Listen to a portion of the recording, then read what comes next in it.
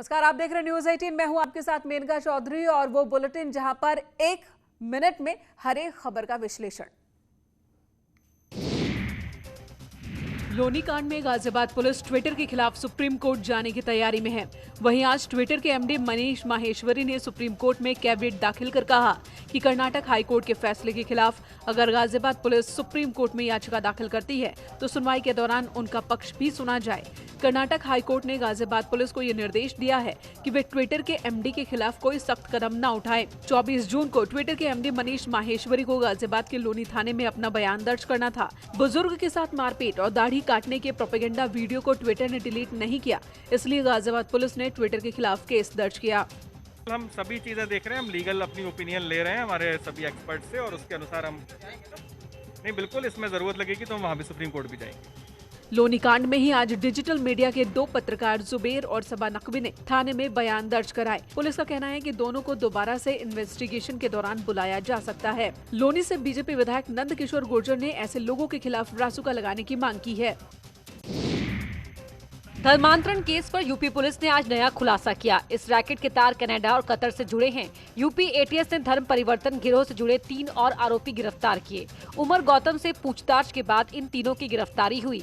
UP के ADG law and order Prashant Kumar ने कहा कि उमर गौतम ने FCRA का उल्लंघन कर ट्रस्ट का पैसा अपने खाते में डाला और उस पैसे का गलत इस्तेमाल किया। उमर गौतम ने इरफान के साथ मिलकर मूक बधिरों का ब्रेन वॉश किया।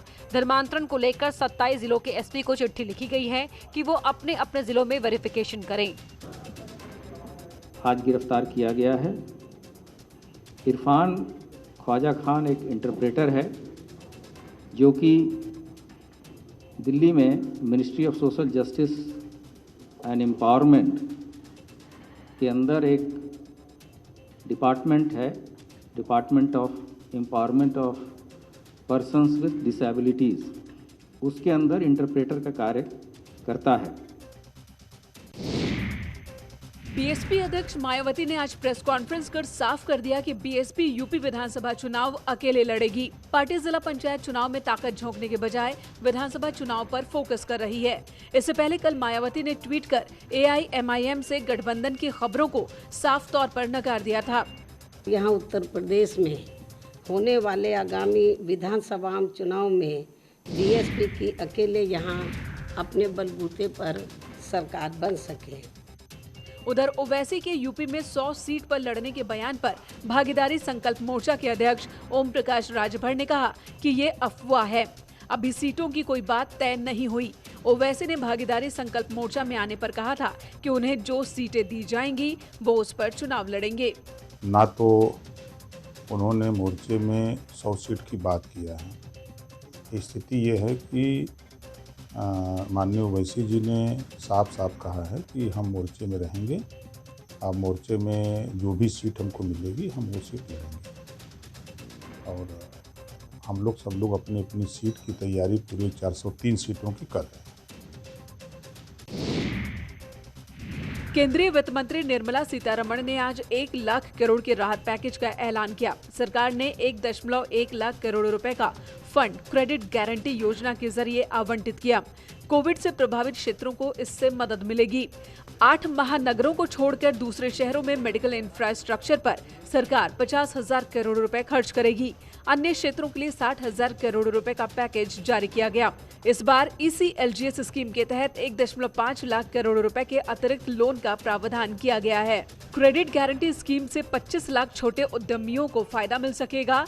इसमें ब्याज की दर MCLR प्लस 2% होगी। इसकी समय अवधि अधिकतम 3 साल की होगी।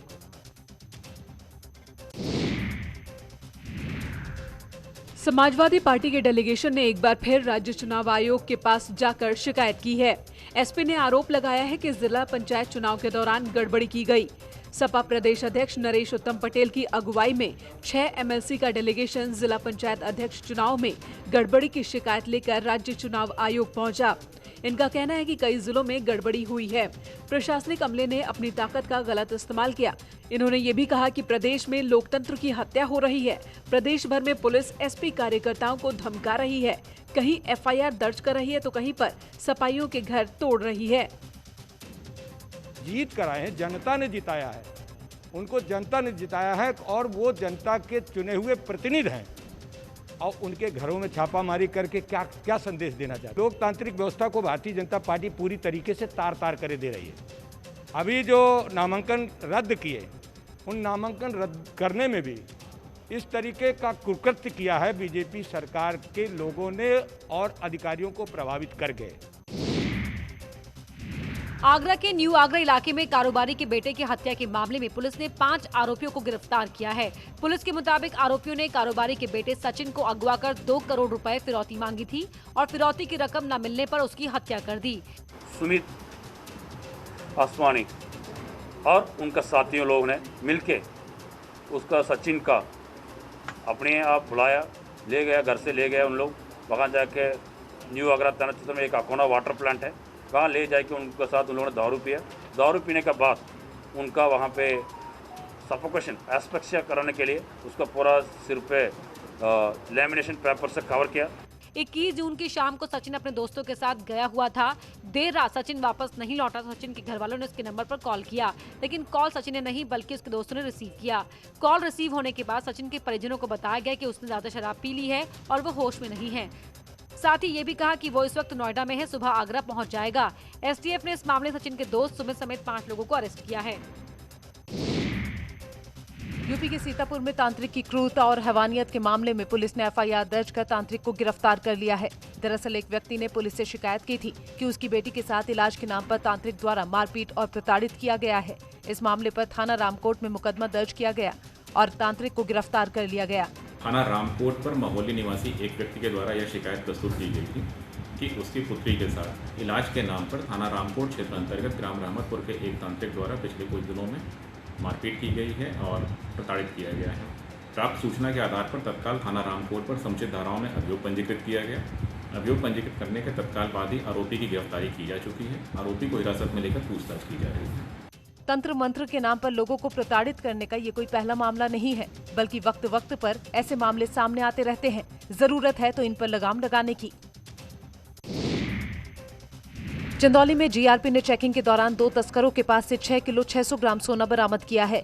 आरोपी सोने की खेप बंगाल से दिल्ली ले जा रहे थे। बरामद सोने की कीमत लगभग 2 करोड़ 60 लाख बताई जा रही है। दोनों आरोपियों को जेल भेज पुलिस आगे की कार्रवाई में जुटी हुई है। चेकिंग के तहत जीआरपी और आरपीएफ की स्टाफ द्वारा प्लेटफार्मों पर चेकिंग की जा रही थी। इसमें 7-8 प्लेटफार्म पर पश्चिम साइड में 2 व्यक्ति पकड़े गए, जिनके पास से 6 किलो 64 ग्राम सोना बरामद हुआ, जिसका कोई कागजात अभी नहीं दिखा पाया। इसकी स्थानीय बाजार में कीमत 2 करोड़ 61 लाख के करीब बताई जा रही है। एक महीने में ये तीसरा मौका है जब पीडीडीयू जीआरपी ने तस्करी का बड़ा खुलासा किया है। लगातार सामने आ रहे मामलों से सवालिया निशान जरूर खड़े हो रहे हैं। अयोध्या के कैंट थाना क्षेत्र में पुलिस ने 2 लुटेरों को मुठभेड़ में गिरफ्तार किया है। लुटेरों ने पुलिस पर फायरिंग की, जिसके बाद काउंटर फायरिंग में एक लुटेरे के पैर में गोली लगी, जबकि दूसरे को भागते हुए गिरफ्तार कर लिया गया। एसएसपी शैलेश पांडे के मुताबिक 27 जून को लुटेरों ने शहर में एक मोटरसाइकिल लूटी थी, जिसके बाद ये फरार हुए थे। चेकिंग के दौरान ये दोनों भागे और कैंट थाना क्षेत्र के जमथरा के पास दोनों को घेर लिया गया। चेकिंग के दौरान मोटरसाइकिल सवार अपराधियों को पुलिस ने रोकने का प्रयास किया। इसके उपरांत अपराधियों द्वारा पुलिस टीम पर फायर किया गया और आत्मरक्षार्थ जवाबी कार्रवाई में एक अपराधी जिसका नाम गुफरान है वो घायल हुआ था, उसका दूसरा साथी कैश गिरफ्तार किया गया।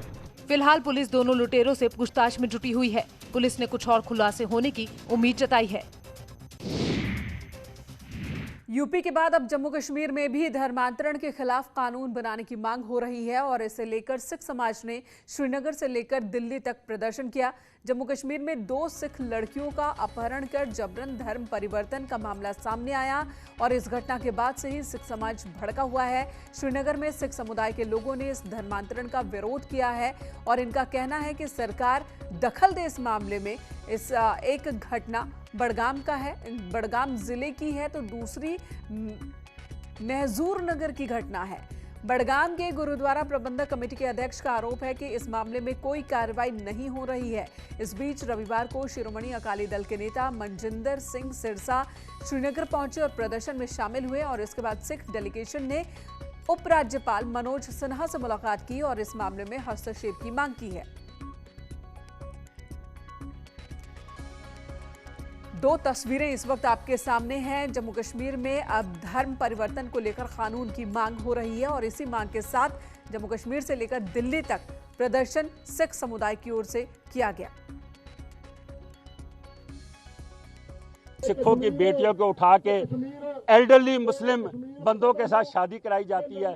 बेटी के माँ बाप को मिलने नहीं दिया जाता, कोर्ट में जाने नहीं दिया जाता। मैं समझता हूँ कि 1979 और 90 में जब वहाँ पे मिलिटेंसी आने के बाद अगर वहाँ कोई रुका कश्मीरी पंडित तो भागा, सिख रुके। सिखों के गुरुद्वारों पे हमले हुए, हमारे घरों पे हमले हुए। चिटी सिंहपुरा और होर जगह पे हमारे को मारा गया घरों से निकाल के। हमारी बेटियों को उठाना शुरू कर दिया।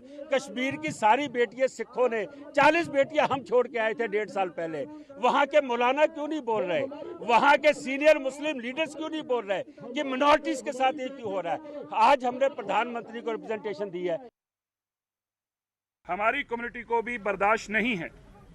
ये मसला किसी एक बेटी का नहीं है, ये मसला हमारा कौमी मसला है।